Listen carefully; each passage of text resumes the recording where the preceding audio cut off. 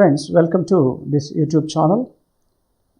As a part of discussing several lessons in the organic evolution chapter, today we are going to discuss Darwinism.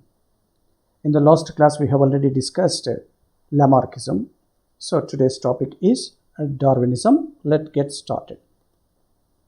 The contents of today's lesson, today's discussion are Darwinism, the introduction, the facts that were observed by Darwin and certain inferences that drawn by Darwin we are going to discuss.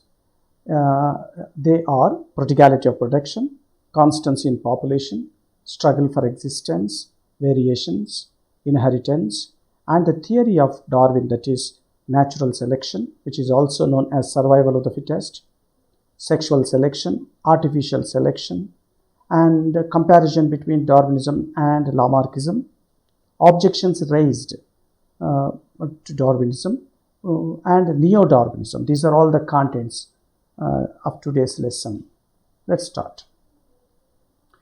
Charles Robert Darwin, born February 12, 1809, lived for 73 years and contributed a lot to the zoology or the biology, especially in the field of evolution, by his theory of natural selection and by his work, The Origin of Species. He is considered as father of evolution.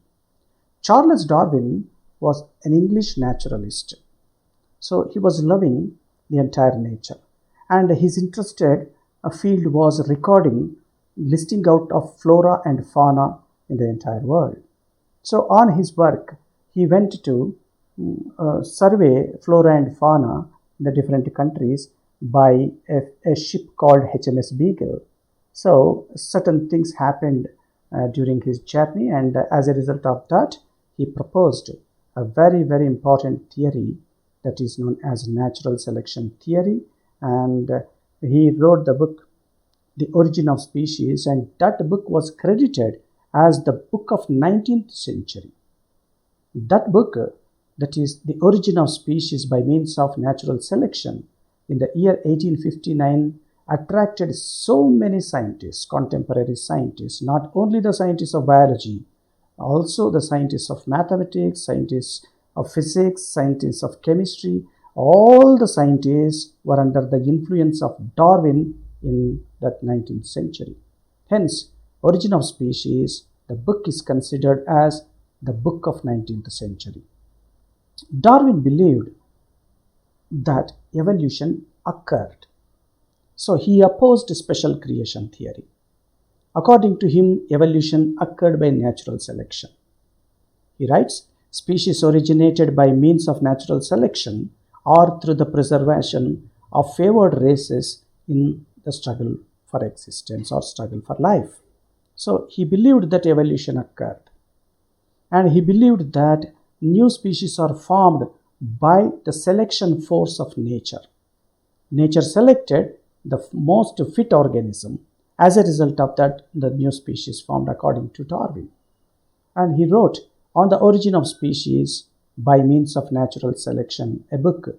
I already explained that that book is credited as the book of 19th century, attracted many scientists of different fields towards the explanation of evolution.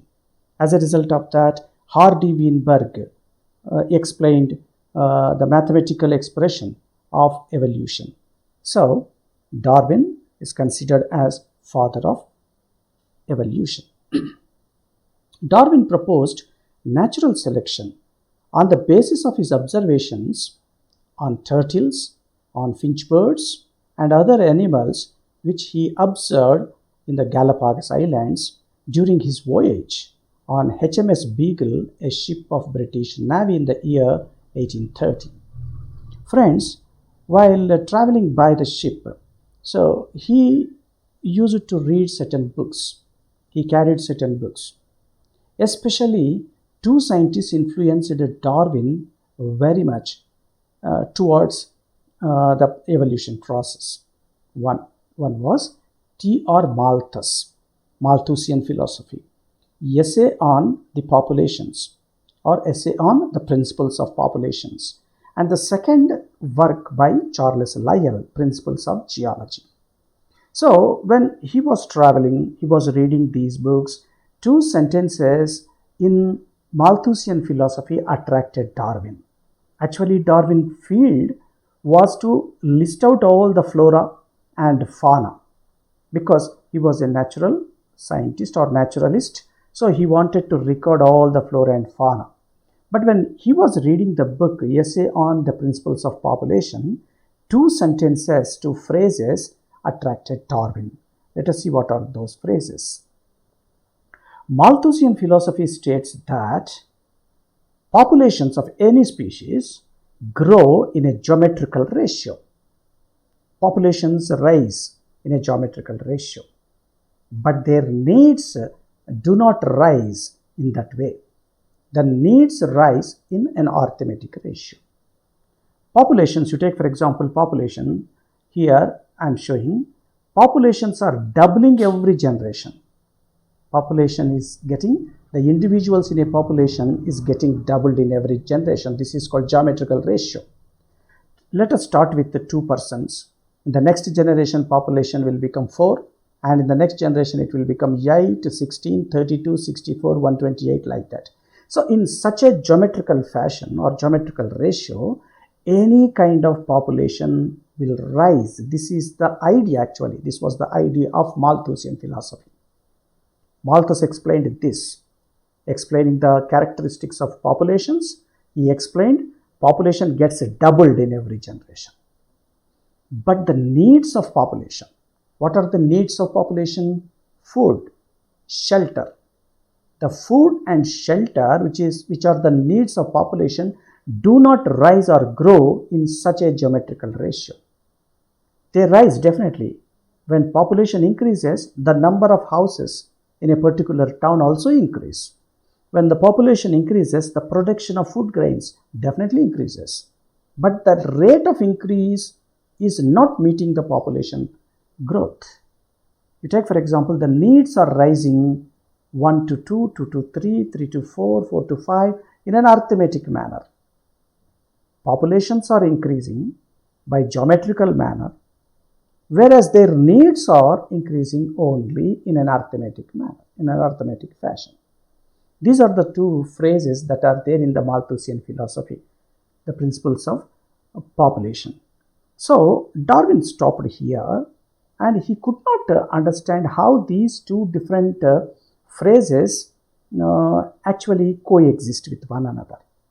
When populations increase, the needs should also increase to satisfy the needs, to satisfy the populations. But you see here, when there is population 2 in number, let us suppose, the bread, let us say the bread is only 1. Okay, the 2 members in a population share one bread by making it half. So they satisfy with the half piece of bread. And then let's see the next generation. Next generation, 4 people, 4 individuals, 2 breads. Okay, this is good.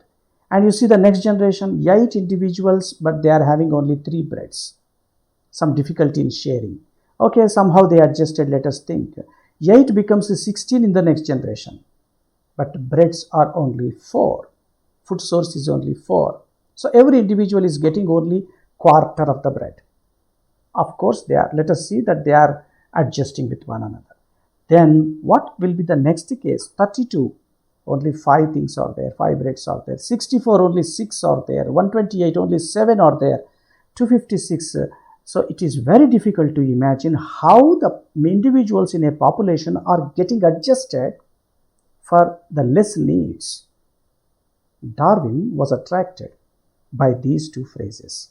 He wanted to find out what is the actual, what is that called? What is the solution for this? Or what formula is there? What principle is there in between these two phrases? How animals or how organisms are getting adjusted with one another in less number of needs? What is the mechanism making the organisms get adjusted to this situation?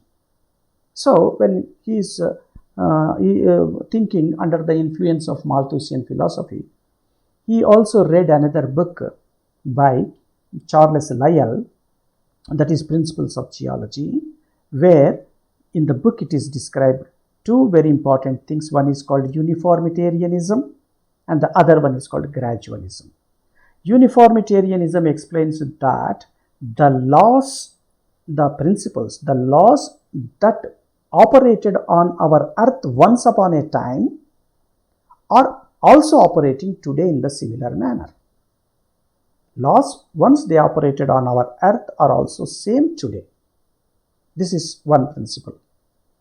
So the animals or the organisms which lived in past and which are living in present are having same laws, operated same principles, subjected to same principles.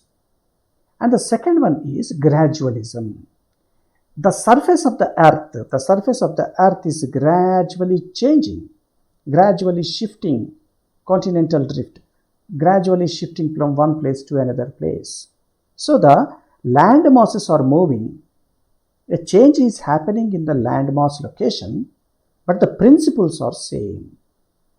So when these two ideas when enter into the mind of Darwin, lot of storming occurred inside Charles Darwin. Okay, so when the voyage stopped at Galapagos Islands, so he happened to see turtles there, tortoises, turtles, finch birds, and certain other animals there. And by observing the finch birds are huge in number, but because they are huge in population, but the finch birds are getting adjusted with one another by changing small adaptations in their feeding habits. Okay, so the feeding habits are changed. When the population increases, when a competition occurs for food, some finch birds are shifting to new kind of food. Okay, so their behavior got changed. If a nocturnal bird is there and more competition is there in the nocturnal during night time, so it shifted to daytime. So animals are adjusting in a different manner what was observed by Charles Darwin. So based on that, he gradually developed his ideas of natural selection. Nature is favoring all these animals to undergo some changes in the form of variations, and because of these variations, nature is exerting a force of selection, and ultimately it is selecting the organisms. Okay, so by the same time, a contemporary scientist to Charles Darwin was Alfred Russel Wallace. He also proposed the same theory in his book on the tendency of varieties to depart from their original types. Okay, so these two scientists proposed almost all same principles, but Darwin could produce more evidences than Alfred Russel Wallace. Okay, so Charles Darwin proposed natural selection theory and Alfred Russel Wallace supported it. Darwin believed that evolution is a very gradual biological event. The natural selection theory was based on several facts and inferences. Let us see those facts and inferences to understand Darwin's natural selection theory. The first fact, what Darwin observed, first truth or fact, what Darwin observed in our nature, is prodigality of production. Prodigality of production is also known as overproduction. So Darwin observed a fact that every living organism is having enormous capacity of reproduction. Every living species has the greatest capacity to produce huge number of its progeny in the absence of any check. Okay, every living organism is having the greatest power of producing its like individuals. The reproductive potential is very, very great for even a small organism like paramecium or a salmon fish or a starfish, whether it may be an invertebrate or vertebrate, the reproductive capacity is the greatest. So that they can produce a lot of progeny. This is the fact, and this is called prodigality of production. Darwin provided certain calculations in support of his observation, that is prodigality of production. What are the calculations? Let us see. According to Darwin, generally we see paramecium is undergoing binary fission to increase its population. A sexual reproduction. Sexual reproduction occurs only in unfavorable conditions. Okay. During asexual reproduction, that is binary fission, paramecium performs this binary fission 3 or 4 times a day. If paramecium, only one paramecium, if it continues doing this for several generations, Darwin calculated after 9,000 generation, paramecium, only one paramecium can produce the mass which is almost all 10,000 times more than the mass of Earth. That is the greatest capacity of a paramecium in its reproductive power. So don't ask anything whether it is really doing that or not. What we are discussing is a fact of having the capacity of reproduction. A paramecium is having that much of capacity. This is called prodigality of production. Let us take salmon fish. Darwin selected very interesting examples because many people like salmon fishes eating actually. So salmon fish produces 28 millions of eggs in a season. If all the eggs get fertilized, within a few generations, the entire oceanic water completely occupied by salmon fish only. If you put your hand, you will get some salmon fish automatically. So that is the greatest capacity of a salmon fish. Not only the salmon fish, a starfish produces 1 million eggs every season. And if it is continuing like that, within few generations, it will also fill the entire sea with starfishes. The pearl oysters are also producing some eggs per season.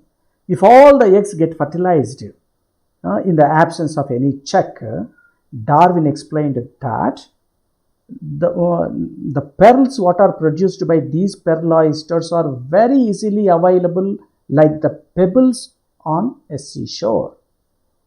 Okay, so these are very fast reproducing individuals because they lay millions of eggs. What about those organisms which are having very low capacity of producing individuals? So Darwin also explained such kind of organisms. You take for example elephant. According to Darwin, a pair of elephants can produce only 6 cows or 6 baby elephants during their lifetime. So if it continues, after 750 years or after 800 generations, the entire world was provided with 19 millions of elephants. It is a huge number with reference to elephants. And he also explained human population growth. The population of humans doubles every 25 years. If it occurs without any check, within 1,000 years, Darwin explains that there will be no place for the just born child even for standing or even to stand. So what Darwin wants to convey the information, or what Darwin wants to explain the fact what he observed was prodigality of production. Every living organism is having greatest capacity of reproduction. Friends, you just understand Darwin is concentrating on reproductive capacity. This is known as reproductive success. Okay, so the reproductive success is the key point for Darwinism. Okay, variations and reproductive success. So that is the key point. So Darwin observed this truth. And what is the second truth or the fact Darwin could observe? That is constancy in population. Darwin calculated or estimated some populations, and he strangely found that in spite of having prodigality of production, Darwin observed that the populations are almost all constant in every year. The population of dogs, population of but cats or population of mango tree, you take for example, almost all constant. A slight increase or a slight decrease is there. But the population is not drastically increasing as the earlier fact suggests. Why? What is happening? Okay, there is prodigality of production. There are several chances for increasing the population, but population is not increasing. Are the eggs not produced? No, eggs are already produced. Millions of eggs are produced by these organisms. But what is happening? Why the constancy is established? So these two are the facts, truths of nature Darwin observed. And for this second truth, so he thought that the offspring may die in large number before reaching the age of maturity. So many people die before reaching the age of maturity. This may be one of the reasons. But Darwin calculated, removed some population. Okay, so remove some 50% of population. But at the end, he could find that the number what he was getting is far more greater than the constancy. Okay, so he thought that all the released eggs may not be got fertilized. All the fertilized eggs may not grow as an embryo. All the embryos may not be metamorphosed into adults. All the adults may not reach the age of puberty. So like that, so he removed many organisms, but he could not get the constancy. Darwin thought that some other thing is involving here to maintain constancy in population.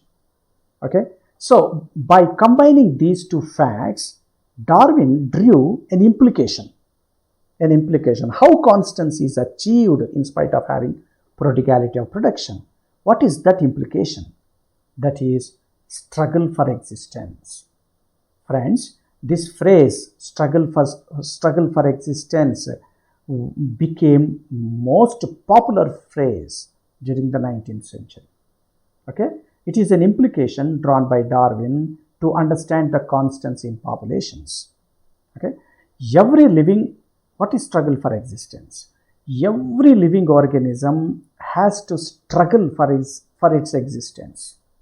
We are struggling. You see, continuously bacteria is attacking us, and our immune system is continuously struggling with the bacteria in order to survive, in order to have our existence on this land. We are struggling every day. We are struggling every minute. We are struggling day and night. Okay, every living organism, no matter whether it is an animal or a plant, okay, whether it is a moving organism or sessile organism, every organism is subjected to a struggle. This struggle is given by our nature. Nature is exposing every organism to face a particular type of struggle. Okay, if you win the struggle, you will survive. If you lose the struggle, you lose your existence. It is really a very, very important implication drawn by Darwin to explain the constancy in population. Darwin explained that struggle occurs for three reasons. There will be a struggle for food, a struggle for shelter, and sometimes there is a struggle for mate. You see, many male members are there and only one female is there. Okay, lot of struggle is there among the males in order to mate with the female. So this is also a kind of struggle. There are three primary needs: food, shelter, and reproduction. And for these three primary needs, every living organism has to face the struggle. Okay, struggle occurs for three reasons: food, shelter, and for mate. And struggle occurs in three different ways. There are three different types of struggles. One is called intraspecific struggle. The second one, interspecific struggle. And the third one is extraspecific struggle or struggle against physical forces. What is intraspecific struggle? Intraspecific struggle is the struggle between the individuals of same species. Between a dog and another dog, there is struggle for food.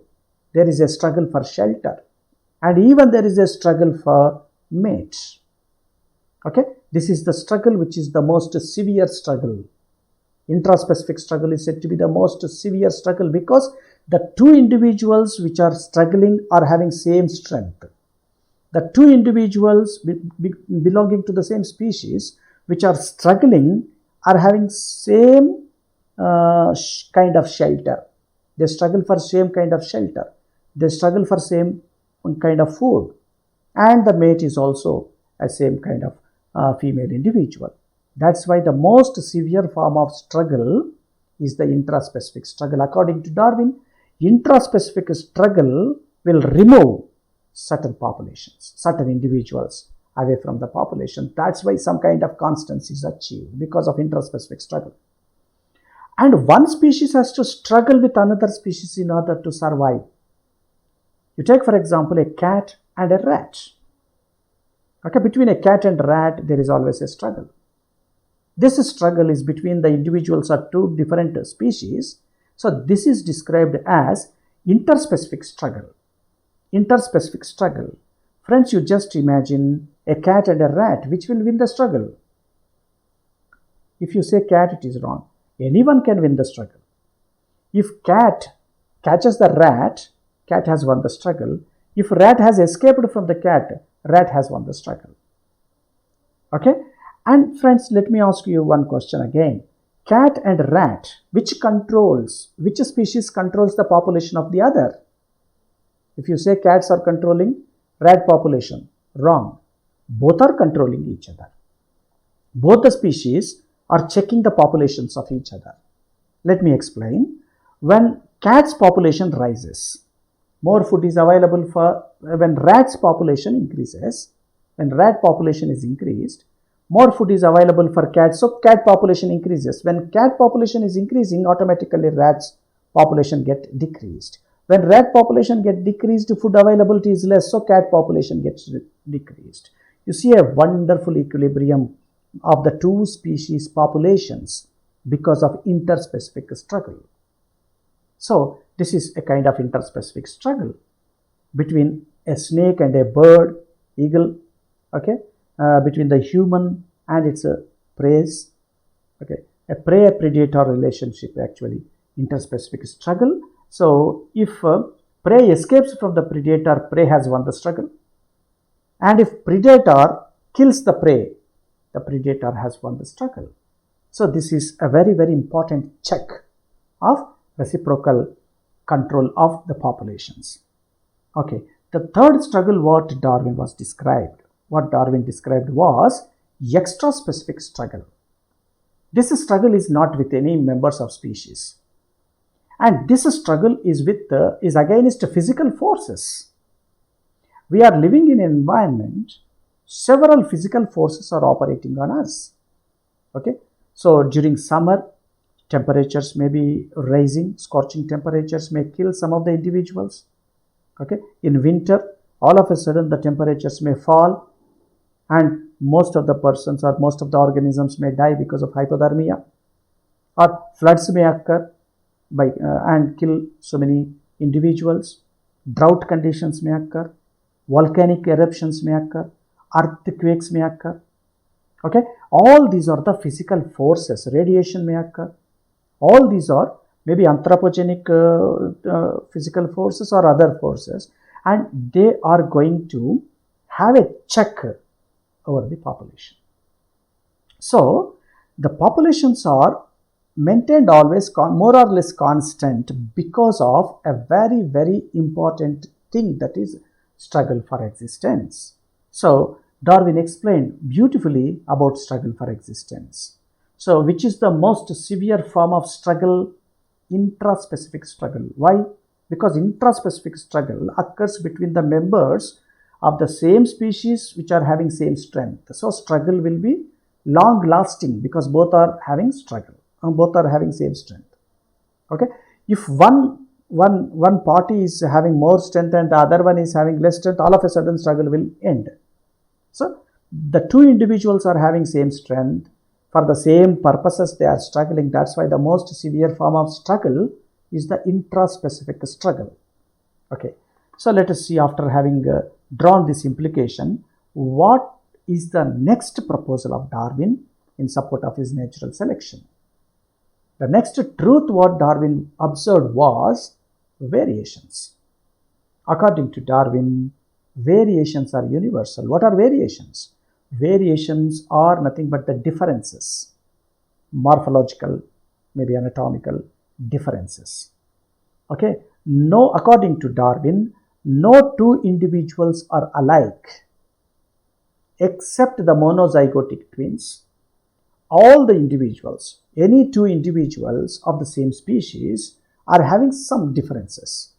The difference may be in height, the difference may be in skin complexion, the difference may be in any other morphological character. These differences are called variations by Darwin. Darwin observed this truth in both plants and animals.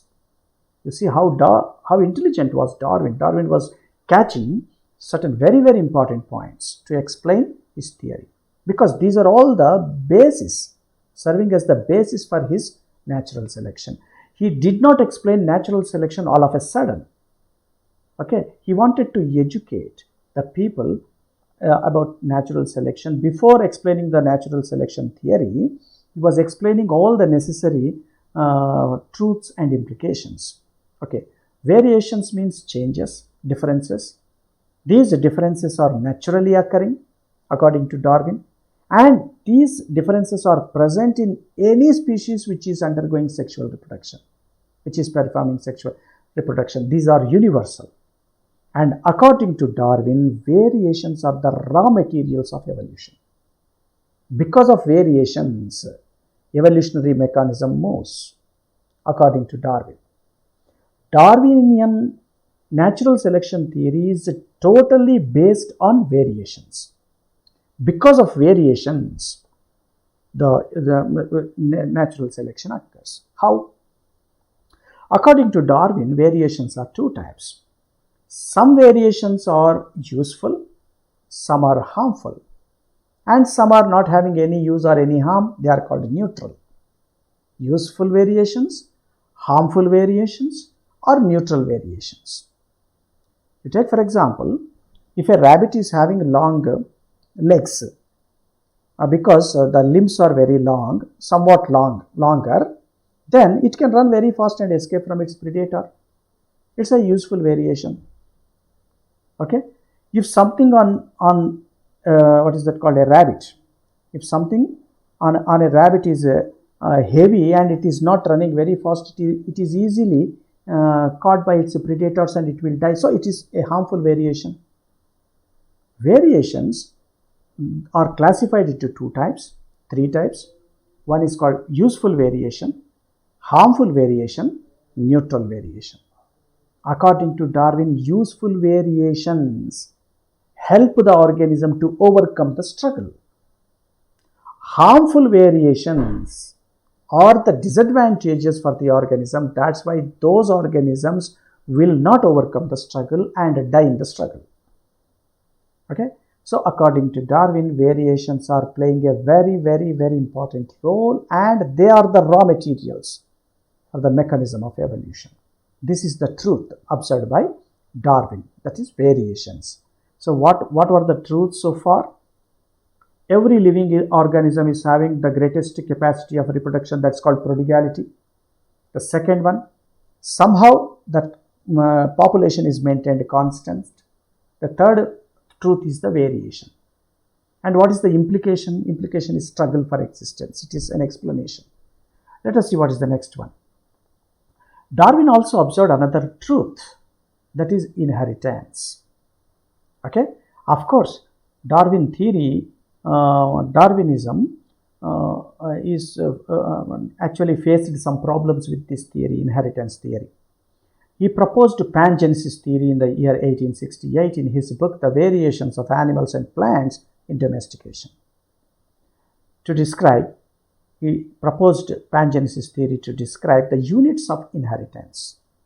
The units of inheritance, according to Darwin, are called as gemmules.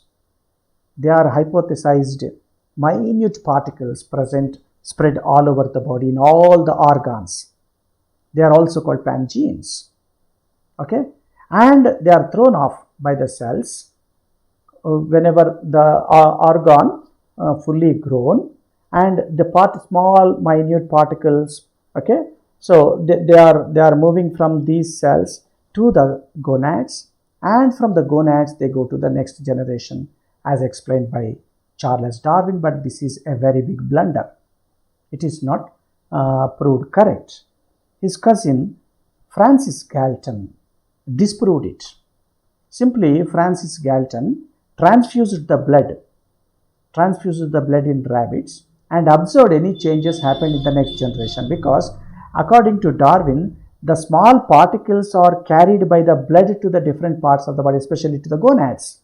So Francis Galton collected the blood from one rabbit and transfused it into another and observed the progeny. In the progeny, no characters of the donor are seen. That's why the theory of pangenesis, okay, inheritance is a mechanism by which the characters are transmitted from parents to the offspring. It is the truth. But what is the actual mechanism of inheritance was not correctly explained by Charles Darwin. So let me say once again, what are the truths? Prodigality of production, constancy in population, variations, inheritance. And what is the implication for these two controversial truths? First two controversial truths, prodigality of production but constancy. The implication is there is a struggle. The struggle is bringing constancy. Okay. Now let us combine. Darwin combined struggle for existence with variations and inheritance. Struggle for existence, let us combine struggle for existence, the concept of struggle for existence, variations and inheritance. By combining these three, Darwin proposed a very, very important theory called natural selection. Natural selection is a theory explained on the basis of struggle for existence, having variations, having the pattern of inheritance. Okay, so this is natural selection. Let's see what is natural selection. According to Darwin, nature is having a selection force. It creates a kind of struggle among the organisms, and by creating a struggle, a kind of selection force is operating. Whichever individual wins the struggle, nature allows that individual to survive. Whichever individual fails in the struggle, is defeated in the struggle, nature, according to Darwin, mercilessly not allows this particular organism. So nature is having a selective force. Because of natural selection only, the individuals which are most fit, let us say fittest, will be selected or will be allowed to survive in nature. Okay, organisms with useful variations, okay, have more ability to reproduce and transmit their traits to the next progeny. Okay, those organisms which are having useful variations, definitely they win the struggle. When they have won the struggle, they will survive. When they are surviving, they get the opportunity to reproduce. When they are reproducing, their own characters will be transmitted to the next generation.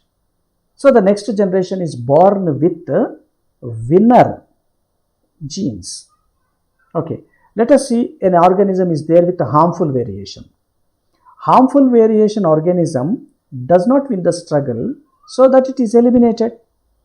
Because it is eliminated, its genes will never be stored or never be passed to the next generation. Okay, so which will establish the progeny? The organism with useful variation will establish the progeny because it wins the struggle. Nature favors only those organisms which are actually having the fit value for winning the struggle. The more the fitness, the more the reproductive potential will be. Organisms with harmful variations are reproductively less successful. They may not be able to pass their genes to the next generation. So, natural selection is a phenomenon which operates on individuals and selects only those individuals which are having useful traits, which are having some fit values. Those organisms which are having harmful variations will mercilessly be eliminated from the struggle. Okay, so this kind of thing is known as natural selection. Okay, Herbert Spencer explained natural selection with a new phrase, that is survival of the fittest. Survival of the fittest is most suitable to natural selection. So the survival of the fittest suggests that whichever organism is the fittest, that will survive. Whichever organism is unfit, that will not be allowed to live in nature. So if you want to survive, you must get fittest. So you must be fittest. Okay. First, fits will be selected, unfit will be removed, only fits will be selected to the next generation, and among the fits there occurs a struggle. So more fit organism will be selected in the next generation, and in the next generation all more fit organisms are their fitters, and then again a struggle occurs. So the fittest will finally be selected. So over generation after generation, in every generation there will be a struggle. So the useful variation character gradually improvises. At one stage, this character will become totally a different character from the original population. As because of this accumulation of useful variations, over successive generations, so that the organism which is having useful variations accumulated will become a new species, because it is totally isolated, reproductively isolated from its parental species. By this way, new species are formed. Okay, origin of species, new species. How new species are formed? Struggle for existence results in the survival of the fittest. Okay, it will allow, it occurs successive generations. As a result of that, the organism will better be adapted to the new situations. All the useful variations are accumulated and form a new species. As this new form cannot breed with the original parental species because it has acquired more characters, or it has accumulated more useful variations, such reproductive isolated individuals will become new species, and this concept is called origin of species. Okay friends, natural selection is a very, very important force that is operating on every individual by creating a struggle. Whichever is winning the struggle, that will be selected. Naturally, which will win the struggle? The organism which is having useful variation. So what is the basis for natural selection? Variation, having a useful variation. So according to Darwin, variations are the raw materials of evolution. Okay, so by this way, new species are formed according to Darwin. Darwin also explained sexual selection. How or why the males are having more attractive morphological characters. Darwin explained, once upon a time, males are outnumber the females. There are more males, according to Darwin, there are more male individuals than the female individuals. So a kind of struggle occurred among the males. So whichever is having strong musculature naturally wins. The winner will naturally reproduce. Okay, it is allowed to reproduce and its gene will be preserved. The other genes will not be preserved because that's not useful. Okay, but how attractive characters appear in males? What is the selection value? If any organism is having good musculature and it is fighting with another organism, so that is having a useful value. Let's see. But why the attractive morphological characters appear only in males? A male bird is more attractive than a female bird. So this is because as the number of male individuals are more, females get attracted towards the male which is having attractive characters. Because the female got attracted by the male which is having more attractive characters, these attractive characters will be preserved in the next generation by inheritance process. In this way, sexual dimorphic characters appeared in the course of time by sexual selection. Okay. Artificial selection. This is also origin of species. So because human being is domesticating lot of organisms, okay, animal breeding experiments, plant breeding experiments, okay.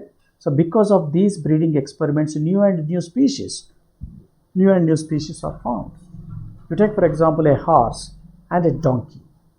If they are interbred, then a kind of organism is produced, that is mule. Of course, mule doesn't have reproductive capacity, that's why it is not considered as a new species.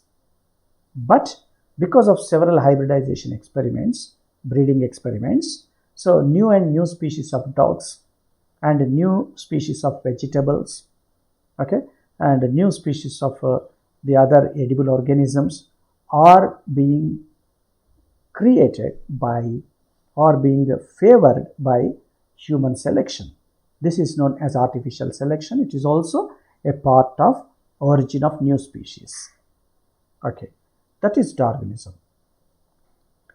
Darwinism explained many things in detail by providing good evidences. Good evidences, especially struggle for existence attracted many people. Survival of the fittest. Survival of the fittest actually convinced many people towards evolution, organic evolution.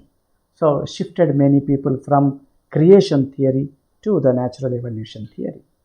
Okay, but Darwinism faced certain objections. Darwin did not explain how environment caused different organisms in the same population to vary their traits. The environment is not for a single individual, but the environment is operating on many individuals of a population, but only some individuals are getting variations. Some individuals are getting useful variations and some are getting harmful variations in the same group. Okay, and when this was questioned, Darwin did not answer. Darwin explained survival of the fittest, but not arrival of the fittest. This is the major objection to Darwinism. How it is explained, let's see. Darwin explained survival of the fittest. Anyone can explain that. If two individuals are fighting in a struggle or facing a struggle, naturally who will win the struggle you can expect, because those which are having useful variations will win the struggle, that's all. But the question here is how this organism which has won the struggle developed the variation. How the variation arrived, Darwinism did not explain. Darwinism simply explained who is going to win the struggle. Those organisms which are having useful variation will definitely win, that's okay. But how the useful character occurred, originated, arrived in this organism is not explained. It's really a very big blow. Darwinism explained survival of the fittest, but not arrival of the fittest. And Darwinism did not discuss a single point about vestigial organs. But animals are having vestigial organs. How the vestigial organs are formed, Darwinism did not explain. Darwinism did not explain the over-specialization of some organs. You take, for example, Jefferson's mammoth are having heavy tusks. In what way the heavy tusks were useful to such extinct mammoth? They are not at all useful, but they were selected. Likewise, Irish deer was having heavier antlers. Okay, so it was facing a lot of problem in taking the burden of these antlers, but it survived once upon a time. So what is the selective value for those over specialized organisms? Darwinism did not explain. And Darwinism concentrated on small variations which are occurring in somatic cells. Okay, Lamarckism was actually criticized by for this reason only. Lamarckism was criticized because Lamarckism was based on somatic changes, physical changes. Simply Darwin used a new terminology, variation, that's all.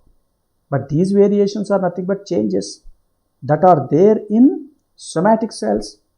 How the somatic cell variation information carried to the germinal cell, Darwin explanation was wrong.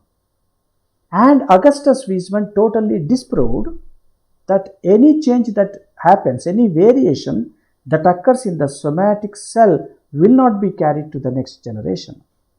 If somatic variations are not carried to the next generation, how these variations are preserved as explained by Darwin? So, Darwinism did not explain these things. Okay, Darwin focused on small variations and he neglected very important thing, that is large variations. He simply discarded large variations as sports of nature. But later it is discovered that the large variations are mutations and the mutations are the raw materials of evolution. Darwin explained the concept, but what he selected are not the appropriate things. He selected small variations. That is wrong.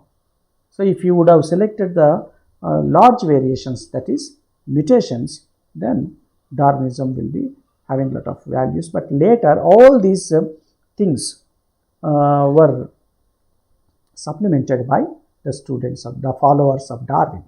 Okay, somatic variations, in the place of somatic variations, mutations are introduced. Okay, so Darwin did not distinguish between somatic and germinal variations.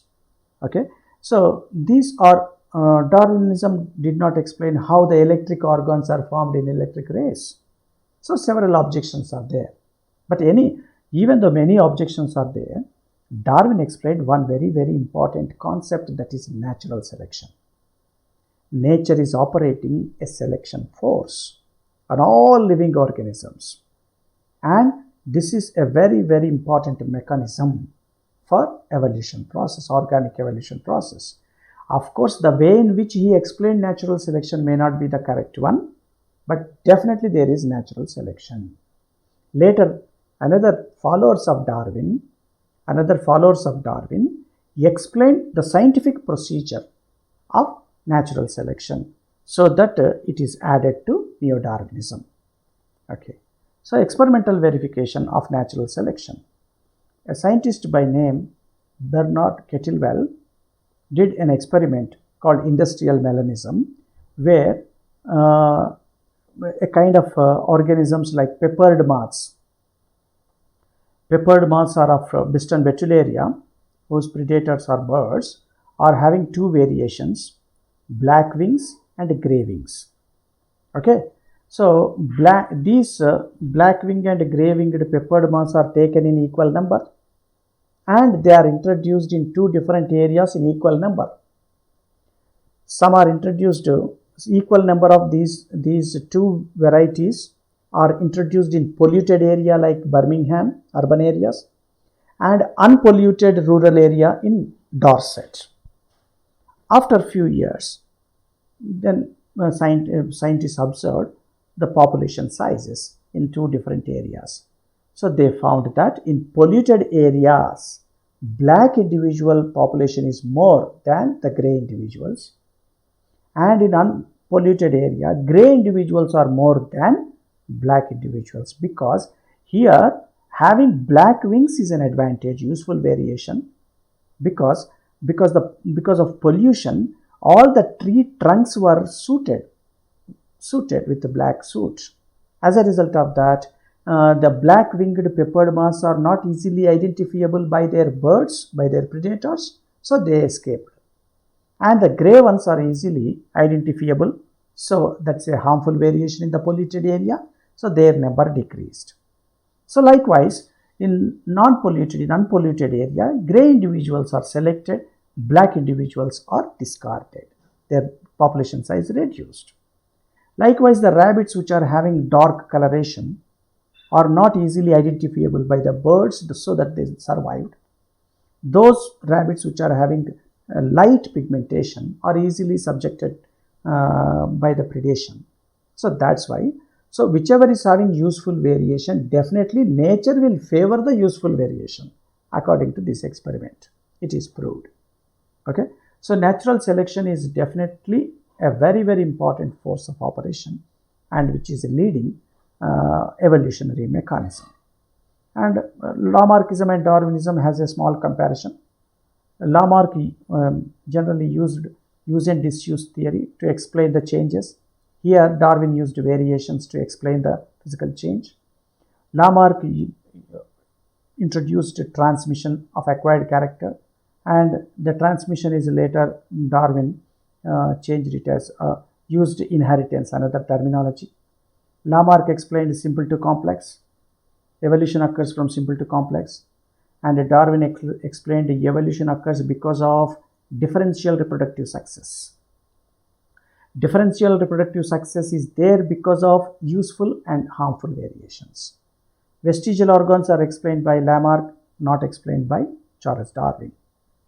Lamarck did not say anything about extinction, but Darwin touched the extinction.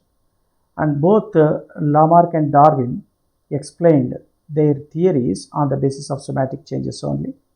And according to Lamarck, change occurs because there is a need, but according to Darwin, change naturally occurs by chance in the form of variation. Okay. Lamarck explained that evolution occurs because of complexifying force and adaptive forces. Darwin explained that evolution occurs by natural force, natural selection force, okay, and by having greater reproductive potential. Okay. So later, as Darwinism is receiving certain objections, several followers of Darwin added certain things to Darwinism and created and proposed Neo-Darwinism, which is also known as modern synthetic theory or genetic theory of evolution or Neo-Darwinism.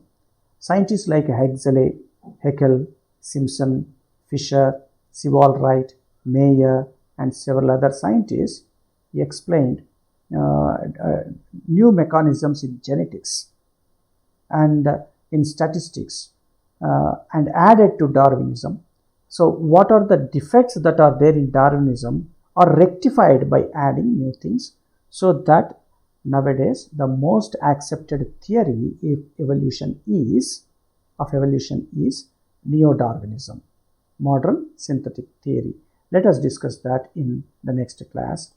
Friends, hope you have understood the concept of Darwinism. Thank you. Thank you very much for watching this.